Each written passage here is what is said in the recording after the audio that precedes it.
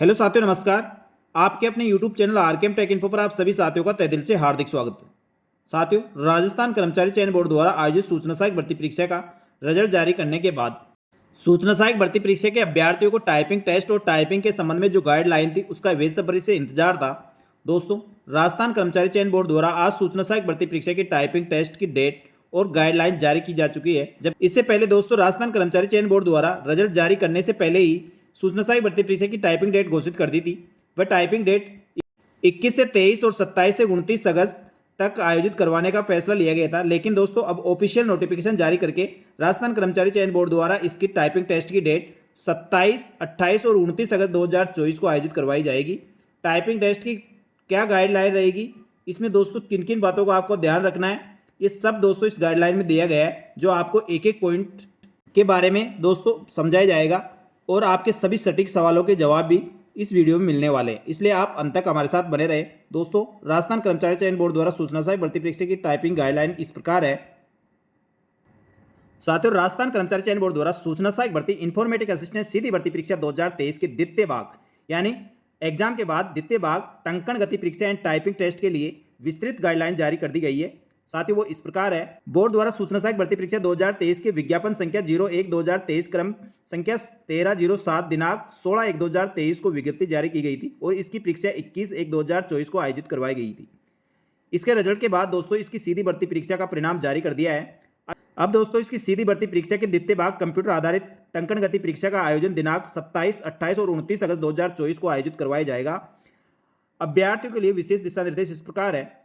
राजस्थान कर्मचारी चयन बोर्ड द्वारा उक्त अनुसार कार्यक्रम में टंकण गति परीक्षा का आयोजन जयपुर शहर में निर्धारित परीक्षा केंद्रों पर आयोजित करवाया जाएगा। साथियों, पूरे राजस्थान के जो भी अभ्यर्थी सूचना सहायक भर्ती परीक्षा में पास हुए हैं, उनके सभी की टाइपिंग टेस्ट जयपुर में होगी। जयपुर में दोस्तों अधिकतर कॉलेजें हैं, जो पूर्णिमा कॉलेज है, आर्य कॉलेज है, शंकरा कॉलेज है या फिर आनंद कॉलेज है। ये बड़ी कॉलेजें हैं, बड़ी यूनिवर्सिटियां हैं जहां पर इनके टाइपिंग टेस्ट करवाए जाएंगे।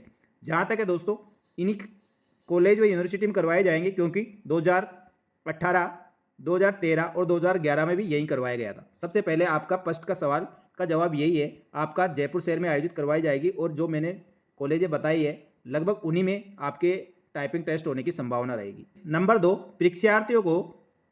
दो, अभ्यर्थी को परीक्षा केंद्र पर बोर्ड द्वारा कंप्यूटर उपलब्ध कराया जाएगा। आपको कोई कंप्यूटर साथ लेके नहीं आना, बोर्ड के द्वारा ही आपको कंप्यूटर टाइपिंग के लिए उपलब्ध कराया जाएगा।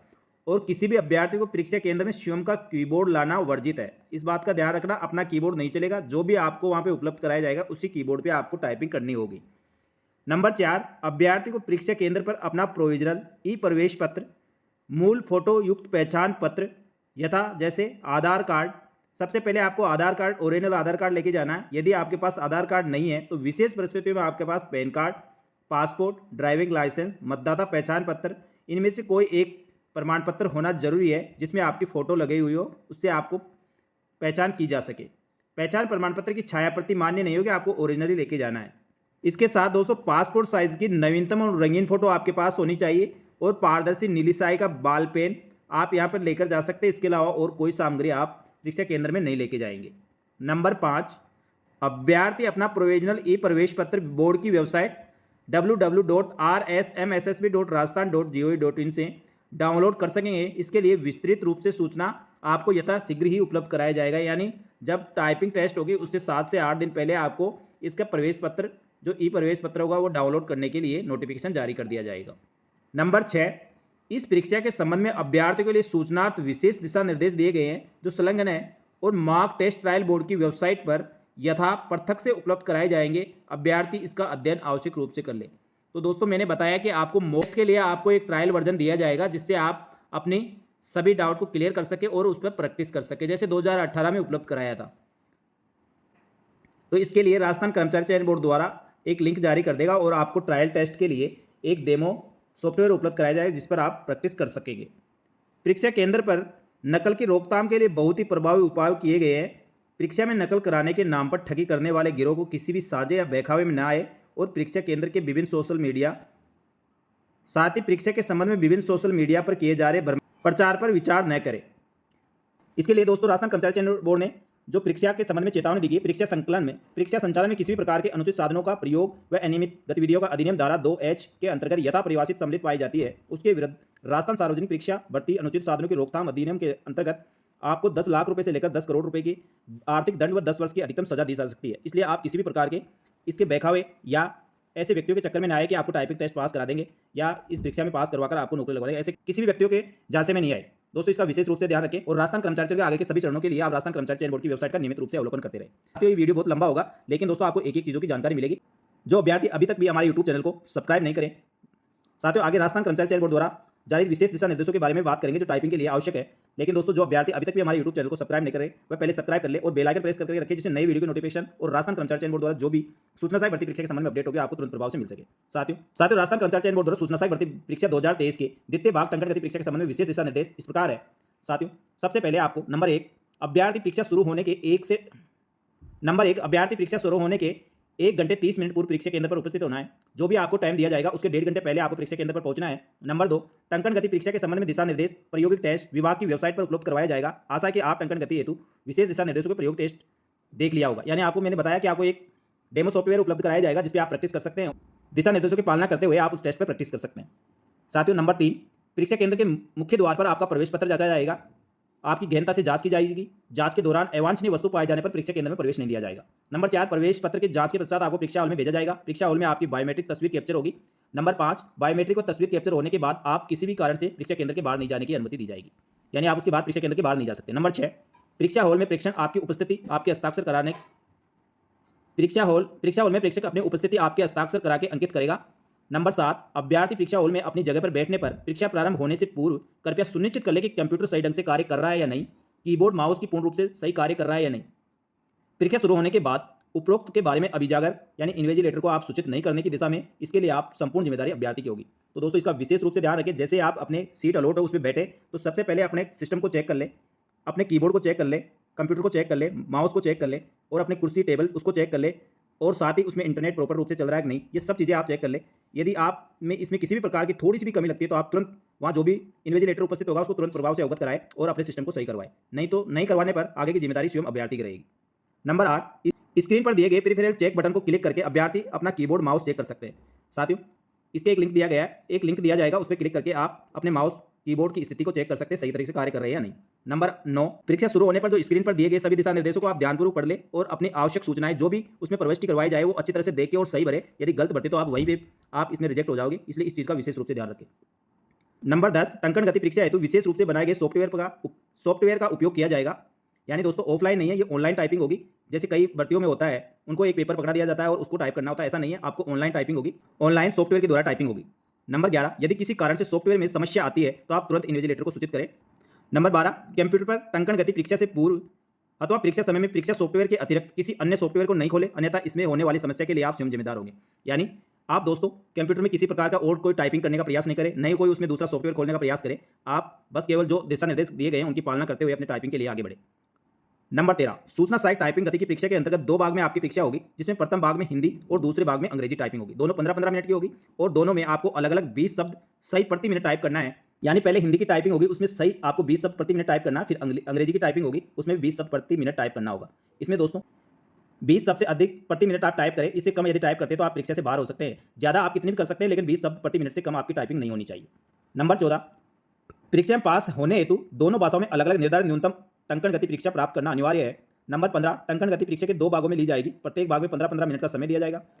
प्रथम भाग में हिंदी भाषा यानी पहले हिंदी की टाइपिंग होगी, दूसरी में आपकी अंग्रेजी होगी और दोनों के बीच आपको 5 मिनट का अंतराल मिलेगा। हिंदी टंकण के लिए दोस्तों आपको ये कीबोर्ड उपलब्ध कराया जाएगा। ये कीबोर्ड केवल दृष्टांत है, इसमें WD10 फॉन्ट के अनुसार आपकी टाइपिंग होगी, तो ये आप नोट कर ले, इस फॉन्ट में आपकी टाइपिंग होने वाली है, आप इसी में प्रैक्टिस करें। टंकण गति परीक्षा है तो कंप्यूटर स्क्रीन के ऊपर हिस्से में पैराग्राफ आपको दिखाई देगा और नीचे वाले हिस्से में आपको टाइप करना, जैसे इसमें दे रखा है। ऊपर आपका टाइपिंग होगा, ऊपर आपका पैराग्राफ दिखाई देगा और नीचे जो ये ब्लैक है इसमें आपको इसको एज इट इज ऐसा कैसा टाइप करना है।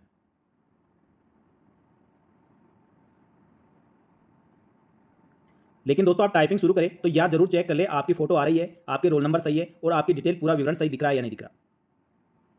यदि नहीं दिखता तो दोस्तों आप तुरंत अपने इन्विजिलेटर से संपर्क करके और उनको अपनी समस्या बताएं और वहीं उसका समाधान करवाने का प्रयास करें। बी यदि अभ्यर्थी ने किसी शब्द को गलत टंकित कर दिया है और वह उसे सुधारना चाहता है तो आप बैक स्पेस का उपयोग कर सकते हैं। लेकिन दोस्तों बैक स्पेस का उपयोग कब तक कर सकते हैं? जब तक उसने अपना अगला शब्द टाइप करने के लिए बैक स्पेस का उपयोग नहीं किया है। एक बार बैक स्पेस का उपयोग कर लिए जाने पर बैक स्पेस काम नहीं करेगा और उस पैराग्राफ में अन्य अगले शब्द को टंकित करना शुरू कर देना चाहिए। दोस्तों जैसे आप कोई शब्द को लिख रहे हैं तो उस शब्द को तब तक सुधारा जा सकता है जब तक आप बैक स्पेस का उपयोग नहीं कर लेते हैं। साथियों बैक स्पेस का उपयोग तब तक किया जा सकता है जैसे आपको सॉफ्टवेयर लिखना है, सॉफ्टवेयर में आपने सॉफ्ट लिख दिया, टै की जगह मान लो ठै कर दिया, वह की जगह और कुछ लिख दिया और ये तक पहुंच गए, तो आप स्पेस बार नहीं दबाए हैं तो आप दोस्तों वापस इसको बैक स्पेस करके इसको सही सॉफ्टवेयर लिख सकते हैं। लेकिन दोस्तों जैसे सॉफ्टवेयर लिख के आपने स्पेस बार दबा दिया तो आप वापस नहीं आएंगे, उससे अगले वाला जो भी शब्द है उसी को टाइप करना होगा। तो इस बात का विशेष रूप से ध्यान रखें, बैक स्पेस का उपयोग आप इसी स्थिति में कर सकते हैं। सी, माउस का उपयोग दोस्तों आपको अभ्यर्थी सिर्फ ऊपर वाले हिस्से में दिखाए गए पैराग्राफ को स्क्रॉल करने के उद्देश्य से इसका उपयोग कर सकते हैं। इसके अलावा दोस्तों सबमिट करने पे यदि आप समय से पहले सबमिट करते हैं तो इसका काम आएगा, नहीं तो माउस का उपयोग नहीं होगा।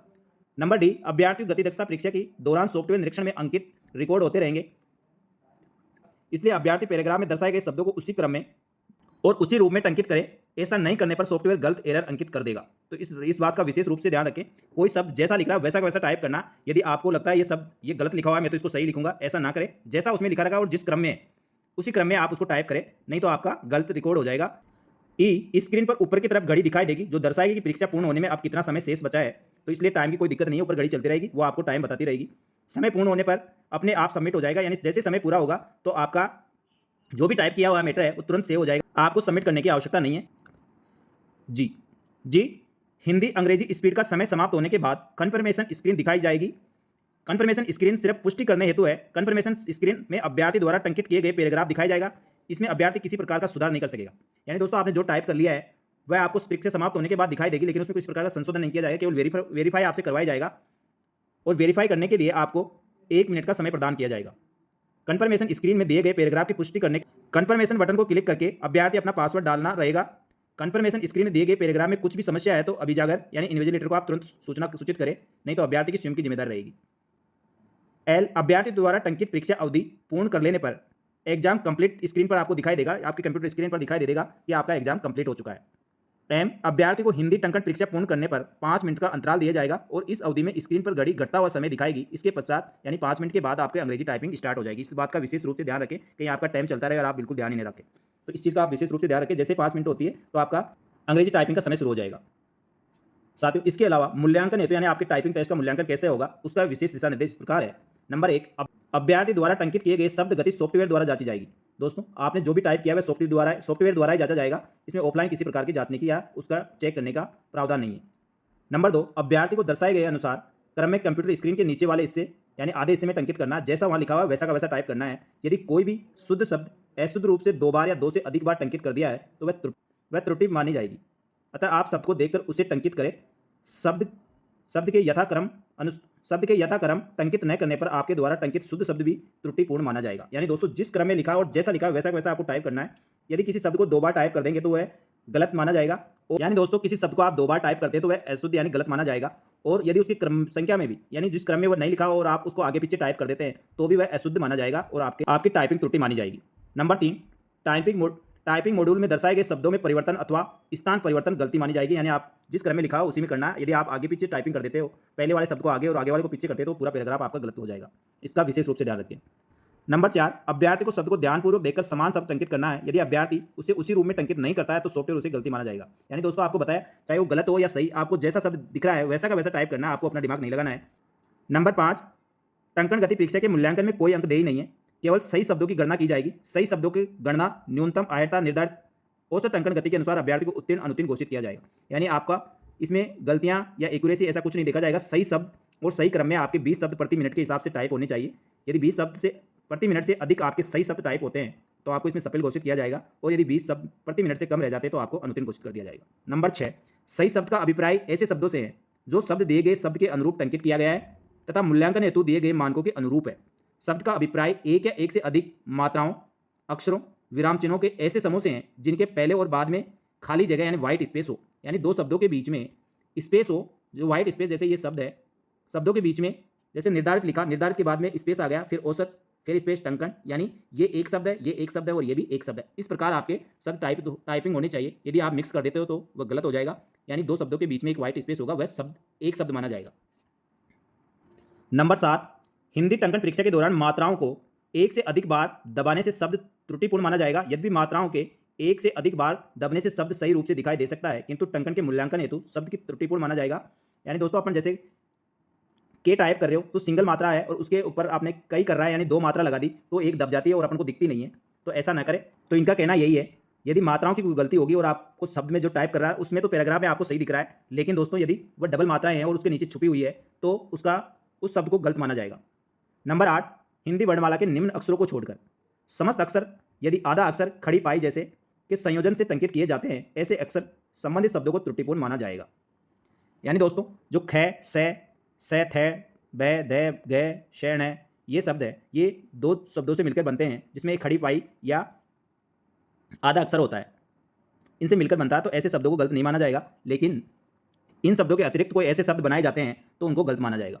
इस प्रकार बोर्ड द्वारा एक की स्ट्रोक में बनने वाले पूर्ण अक्षर जैसे मैं को सही माना जाएगा। नंबर 9, अंग्रेजी टंकण गति परीक्षा में केस सेंसिटिव होगा, अर्थात कैपिटल लेटर के स्थान पर स्मॉल लेटर और स्मॉल लेटर के स्थान पर कैपिटल लेटर आप लिखते हैं तो उसके त्रुटिपूर्ण माना जाएगा। आपको कैपिटल की जगह कैपिटल और स्मॉल की जगह स्मॉल लिखना है। सॉफ्टवेयर के उपयोग हेतु दिशा निर्देश टंकण गति परीक्षा के सर्वप्रथम आपको उपलब्ध कराए कंप्यूटर का निम्न दृश्य दिखाई देगा। यानी आप जैसे ही सॉफ्टवेयर को ऑन करेंगे तो आपके सामने ये दृश्य दिखाई देगा, यानी ये स्क्रीन होगी जिसमें राजस्थान कर्मचारी चयन बोर्ड जयपुर लिखा रहेगा, इधर आपकी फोटो रहेगी, रोल नंबर रहेगा और यहाँ आपको यूजर नेम और पासवर्ड डालना होगा, नीचे उसकी गाइडलाइन होगी। तो ये स्क्रीन आपकी आएगी और इसी में आपको सही डिटेल भर के आगे की समस्त दिशा निर्देशों की पालना करते हुए आपको टाइपिंग करनी होगी। नंबर 2, सॉफ्टवेयर में लॉगिन हेतु यूजर नेम और पासवर्ड आपको यूजर आईडी और पासवर्ड परीक्षा के हॉल में इन्विजिलेटर द्वारा उपलब्ध कराए जाएंगे। यूजर आईडी और पासवर्ड डालने के बाद आप लॉगिन दबाने पर आपको प्रैक्टिस टेस्ट दिया जाएगा। जैसे आप यूजर नेम पासवर्ड डालते हैं तो आपको प्रैक्टिस टेस्ट दिया जाएगा, यानी उसमें आपको टाइपिंग करके देखना है कि आपका सब चीज़ें सही चल रही है कि नहीं चल रही। नंबर 3, टंकण गति परीक्षा सॉफ्टवेयर स्वतः ही टंकित किए गए शब्दों को सेव करता रहेगा, आपको सेव करने की जरूरत नहीं है। नंबर 4, अंग्रेजी टाइप के लिए क्यूरियर न्यू फॉन्ट का प्रयोग किया जाएगा। इस चीज़ का ध्यान रखें, इंग्लिश के लिए क्यूरियर न्यू और हिंदी के लिए डेवलिस 10 फॉन्ट का प्रयोग किया जाना है। नंबर 5, टंकण गति परीक्षा के अभ्यर्थी को दोनों भाषाओं में प्रश्न पत्र में टंकित हेतु पैराग्राफ स्क्रीन पर दिखाया जाएगा और टंकण गति परीक्षा शुरू होने के बाद निर्धारित समय पूर्ण होने पर आपका सॉफ्टवेयर स्वतः ही रुक जाएगा। नंबर 7, दोनों गति परीक्षा पूर्ण होने पर फाइल अपलोड डिक्लेरेशन स्क्रीन पर प्रदर्शित की होगी, जिसमें आप एग्री एंड ओके बटन पर क्लिक करके परीक्षा पूरी हो जाएगी। टंकण गति परीक्षा के दौरान किसी भी प्रकार की तकनीकी समस्या आने पर आप तुरंत इन्विजिलेटर को तुरंत सूचित करें और आप उनको अवगत कराएं। यदि किसी प्रकार की दिक्कत होती है आपके तुरंत प्रभाव से समाधान किया जाएगा। दोस्तों ये सूचना सहायक भर्ती परीक्षा की पूरी गाइडलाइन थी जो आपको एक एक पॉइंट पे बताया गया। अब साथियों इसमें 2 चीज़ों को हटा दिया है। एक आपके हाईलाइट शब्द जो टाइपिंग कर रहे थे, जिस शब्द को आपको टाइपिंग करना है वो हाईलाइट रहता था, लेकिन दोस्तों इस गाइडलाइन में ये नहीं बताया गया है और नई अल्टर की का यूज होगा या नहीं ये भी इसमें कंफर्म नहीं किया गया है। तो दोस्तों इस गाइडलाइन के अनुसार तो ये दोनों चीज़ें नहीं है, लेकिन दोस्तों इसके संबंध में और कोई अपडेट होगी तो मैं पता करके आपको जरूर बताऊंगा। लेकिन दोस्तों राजस्थान कर्मचारी चयन बोर्ड द्वारा ये जारी गाइडलाइन के अनुसार अल्टर कीज का यूज आप कर सकते हैं और उसी के साथ आपका शब्द हाईलाइट नहीं होगा, इसका भी आपको ध्यान रखना। लेकिन दोस्तों इसके संबंध में कुछ भी अपडेट प्राप्त होती है तो आपको तुरंत मैं अवगत कराऊंगा। साथियों सूचना सहायक भर्ती परीक्षा के टाइपिंग टेस्ट व दस्तावेज सत्यापन के संबंध में जो भी अपडेट होगी वो आपको तुरंत प्रभाव से उपलब्ध करा दी जाएगी। आपके कोई भी सवाल है तो आप दोस्तों कमेंट करके जरूर बताएं, उनका जवाब देने का प्रयास किया जाएगा। इस प्रकार दोस्तों सूचना सहायक भर्ती परीक्षा के आगे की समस्त जानकारियों के लिए और अन्य भर्ती परीक्षा के संबंध में नवीनतम ताजा अपडेट के लिए हमारे यूट्यूब चैनल व Telegram group RKM take info को ज्वाइन कर ले। आपको समस्त भर्तियों की जानकारी व नवीनतम अपडेट यहाँ पर मिलती रहेगी। धन्यवाद। जय हिंद, जय भारत।